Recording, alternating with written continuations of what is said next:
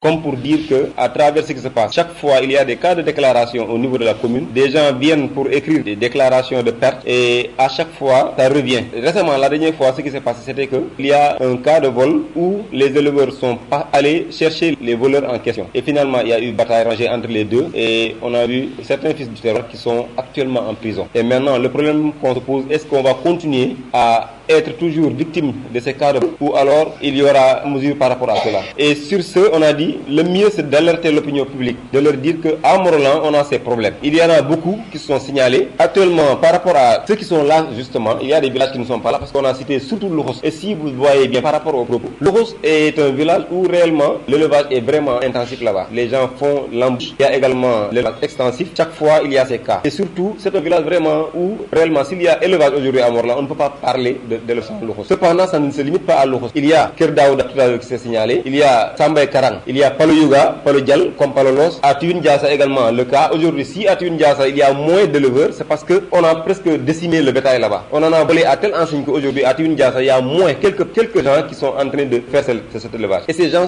ont tout fait pour clôturer d'abord leur maison, c'est-à-dire avoir leur maison en dur, pour prétendre prendre de leur bétail et mettre à l'intérieur pour au moins avoir un minimum de sécurité, une petite marge. Comme pour dire qu'aujourd'hui, il y a beaucoup de villages qui sont signalés, mais c'est partout dans le Morolan où il y a ces cas.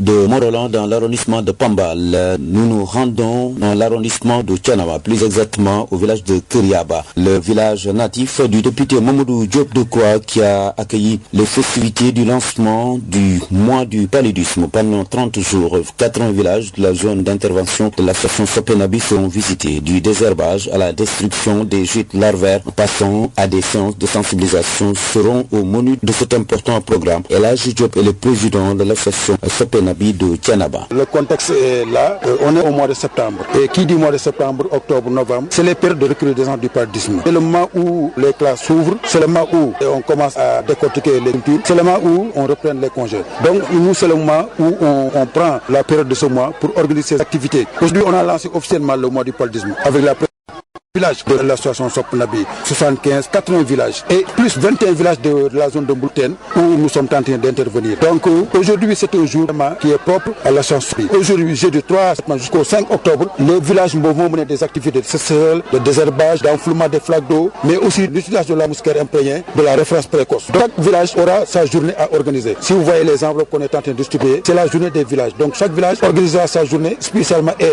l'après-midi, une équipe de l'association viendra superviser ces activités. Une initiative communautaire saluée par le représentant du médecin-chef de Khombol, le responsable du service social chargé par ailleurs de l'éducation pour la santé au district de Khombol, Boukar Sambassi. Au nom du médecin-chef, nous ne pouvons que saluer quand même cette initiative. Dans la mesure où nous savons que le palu, c'est une maladie qui est là et qui sévit dans cette zone-là. Tout pour croire que nous avons quelqu'un du nom de Elhadji Diop qui est en train de faire un travail remarquable au niveau de la zone, qui est en train de renforcer la sensibilisation, qui est en train quand même d'informer la population quand même dans le cadre de la lutte contre le paludisme.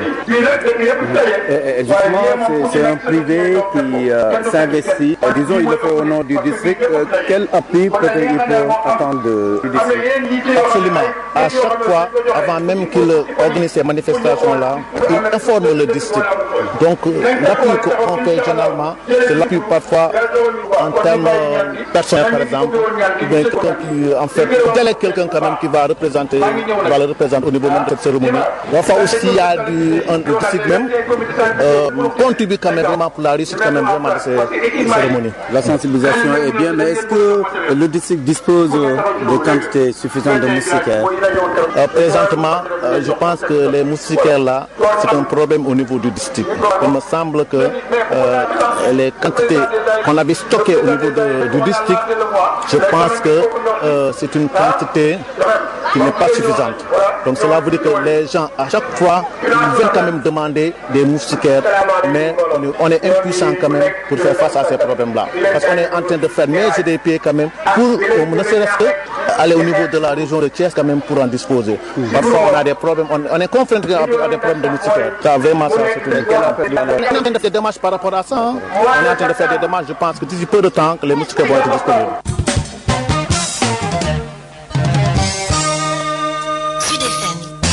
Donc Mesdames et messieurs, merci de suivre le programme de Sud FM Thiès. Je vous le disais en titre, tournée du mouvement national des policiers à la retraite du Sénégal, tout corps confondu. Les camarades de Cherna Keïta, le brigadier chef des gardiens de la paix à la retraite, ont décidé de s'engager en politique.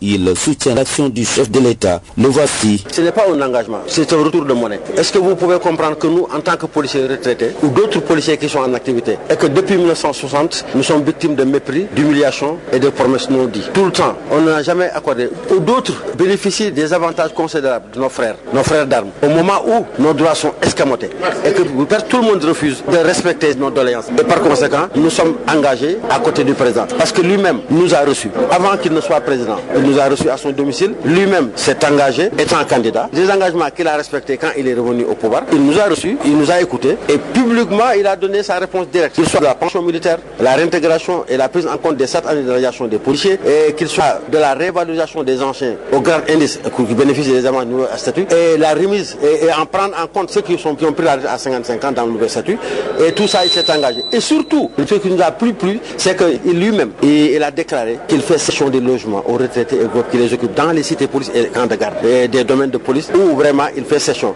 Il est prêt à accompagner aussi nos épouses et les veuves en microcrédit. Et on lui a posé aussi la question de revoir les statuts dans son fonds qui n'est pas du tout bon parce que les autres avancent en grade, d'autres avancent en indice. Quand les brigadiers autres sont dégradés, au moment où le colonel alors passe lui de grade en grade, il va de colonel à commissaire. L'autre aspect, c'est dire aujourd'hui, nous disons clairement avec d'autres que nous n'allons joindre personne. Nous avons un mouvement qui dit que c'est tous les corps confondus. Les commissaires ont tout le temps refusé de nous rejoindre, malgré notre appel pressant. Ils disent qu'ils ne joindront jamais un mouvement dirigé par un brigadier chef. Aujourd'hui, nous avons vraiment des acquis. Ils vont vraiment faire un congrès à l'école de police le 1er août pour dire que nous appelons à l'union. Mais nous sommes unis. Notre porte n'est pas fermée. Qu'ils arrivent s'ils veulent, mais ils ne peuvent être que membres. Ils ne peuvent pas nous diriger. Parce que cela, nous avons fait de sorte que cela se passe comme ça. Nous sommes prêts à les accueillir, nous sommes prêts à aller avec eux, collaborer, mais ils ne peuvent être que membres. Nous voulons être très clairs là-dessus. Par conséquent, ce n'est pas parce que je le dis, c'est par jalousie ou autre, mais c'est que nous avons eu notre courage, notre détermination pour arriver à ce résultat d'aujourd'hui. Nous sommes engagés, politiquement, vous avez dit, à côté du président. Le mouvement est apolitique. Mais politiquement, nous sommes engagés à côté du président. Vous savez pourquoi? Mais quelqu'un, un jeune président qui est né avant les indépendances, qui respecte ses engagements, qui s'est engagé à nos côtés pour nous rétablir dans tous nos droits, qui fait ses sessions de logement, qui veut honorer nos épouses et les veuves, qui s'engage à réparer les incohérences qui sont dans le nouvel statut. Mais celui-là, pour aller plus loin, il nous a fait un billet de mec, un véhicule de 36 millions. La tournée que nous, si nous avons la possibilité de faire cette tournée, c'est lui qui financièrement nous a aidés. Mais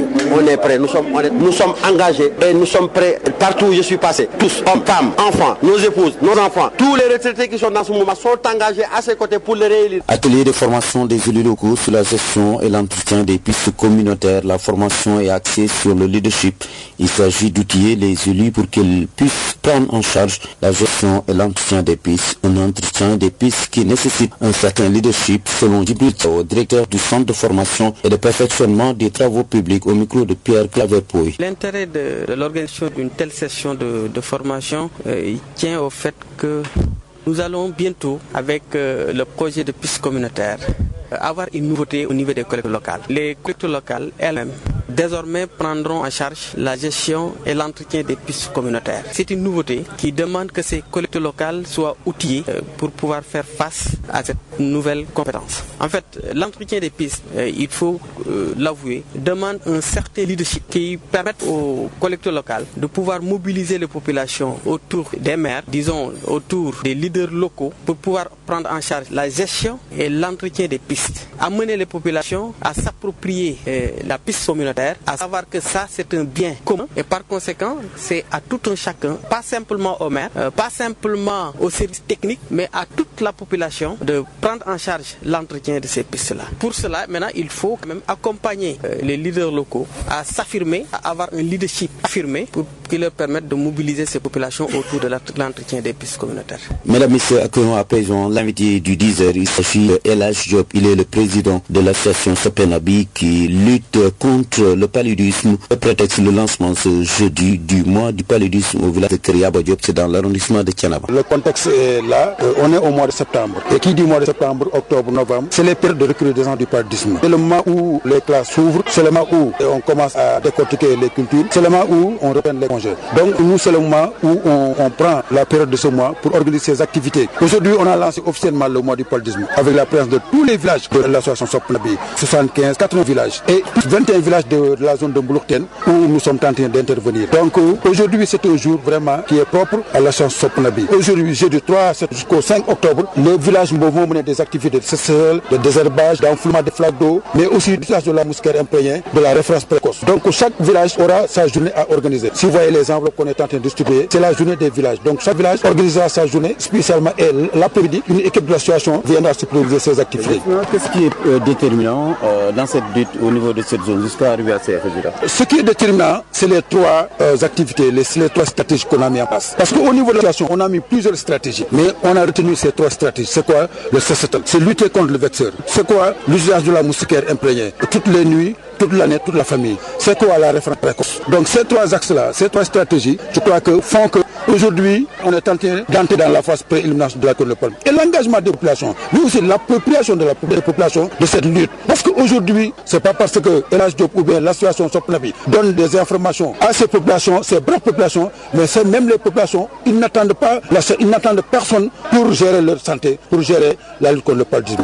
Donc ça, c'est un plus. Je crois que nous, on est en train de travailler sur la pérennisation. Et on ne peut pas pérenniser sans que les populations s'approprient la lutte contre le paludisme. Donc ça aussi, c'est une bonne chose. Si vous voyez aussi, nous n'attendons personne, nous n'attendons aucun partenaire. Tu vois, on a mis en place aussi les caisses de solidarité de Kersibourou. Ces caisses de solidarité cotisent de l'argent et la cotisation est très minime. La cotisation est de 5 francs à 100 francs. Et dans les caisses, il y a beaucoup d'argent. Pourquoi? Parce qu'ils n'achètent plus d'ACT, ils ne payent plus le DTDR. Les moustiquaires aussi sont gratuits. Maintenant, ce que nous voulons, c'est l'utilisation. Tu vois, ces caisses aussi participent à la lutte contre le paludisme, c'est-à-dire investir dans la lutte contre le paludisme, les caisses de solidarité le font. Donc ces braves femmes, vraiment, à travers ces caisses de solidarité, mènent des activités générales de revenus. Ils sont même allés plus loin. Parce qu'au niveau du programme national de lutte contre le paludisme, il y a un gap qu'on doit combler. Et ces caisses vont cotiser, chaque caisse donnera 5 000 francs CFA, ça fera 375 000 francs. Nous, on va participer à ce gap financier que le programme a. Donc ça aussi, vraiment, nous, c'est notre participation. Parce qu'il ne faut pas seulement attendre de l'argent aux partenaires. Ça aussi, il faut investir. Il faut aussi participer au développement de son pays. L'innovation cette année, c'est la brouette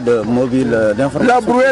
La brouette mobile, je crois que moi, je l'ai fait, mais je n'en reviens pas. Pourquoi? Parce que c'est une innovation. Je ne crée pas, parce que c'est Dieu qui crée. Mais c'est une invention que j'ai faite. Et cette brouette, ces jours qui viennent, si vous venez au Daral de Kissekhouaï, vous trouverez la brouette en train de circuler entre les morts, entre les moutons, pour sensibiliser sur cette brouette. Je crois que, et puis ça ne coûte rien. Je crois qu'aussi il faut créer, il faut inventer des choses qui apportent du plus aux populations, qui donnent la santé aux populations, qui donnent le développement aux populations. Donc c'est ce qu'on a fait pour inventer cette brouette mobile sur le paludisme, où on a mis une mégaphone, on a entré des messages sur le paludisme, sur l'usage de la moustiquaire, et on va circuler pendant 15 jours au niveau du Daral. Et après le Daral, la brouette va circuler dans les autres villages où il y a des problèmes. Par exemple, nous sommes à Mbouloukten, c'est pas notre zone, mais à Mbouloukten, il y avait un problème de paludisme. Quand on a fait cette mobilisation sociale, le paludisme est en train de régresser. Et on a mis en place des 21 comités de salubrité qu'on va essayer d'équiper. Et cette brouette circuler au niveau de Mbouloukten pour sensibiliser, informer sur la population pour qu'ils mènent des activités, surtout sur le changement de comportement. Tout ce qu'on fait, c'est que amener les gens à changer de comportement pour avoir une bonne santé, mais aussi pour avoir un développement. Si on parle aussi